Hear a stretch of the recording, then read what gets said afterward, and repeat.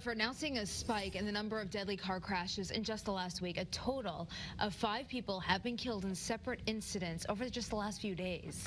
Channel 3 Hartford Bureau Chief Galal is live in West Hartford with more on the action the town is taking and new details we're learning about that crash. Good evening, Aya. Hi, Patricia and Stephanie, and we just got an update from West Hartford Police, and we now know the identities of the 3 individuals who were killed in the crash on Sunday morning. All 3 of them Hartford residents, the youngest 17-year-old Raheem Dante Barry Nelson, Faye Dawson Judkins, a 52-year-old, and then 55-year-old Novla Bailey. And according to investigators, this crash is still being looked into, so we don't know yet the cause, but now the town of West Hartford is creating a task force to look into traffic and pedestrian safety, and many residents I spoke with today tell me they think it's a good idea.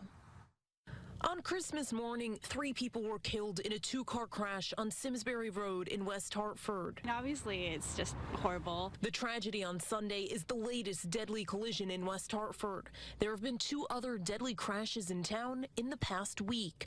On December 20th, a pedestrian was killed in a hit-and-run on Boulevard. The driver has yet to be identified. Then, on December 21st, a car killed a pedestrian on Mohegan Drive. Town officials say the collisions are isolated, but regardless, any loss of life is unacceptable. In a statement, West Hartford Mayor Sherry Cantor said the town council wants actionable steps we can take to make our roads safer. And that's why a task force is being created to focus on traffic and pedestrian safety. So I'm glad to hear about the task force. Make it a lot safer, a lot quicker. Yeah. Get people off their phones. Richard Ledwith, the West Hartford town manager, says we are constantly studying, evaluating, and improving road safety, and plans are already underway to step those efforts up with the creation of a traffic and pedestrian safety task force.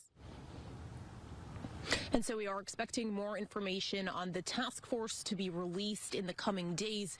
Meanwhile, the West Hartford police chief is urging drivers to be extra vigilant and avoid distractions. Reporting live in West Hartford, Channel 3 Eyewitness News.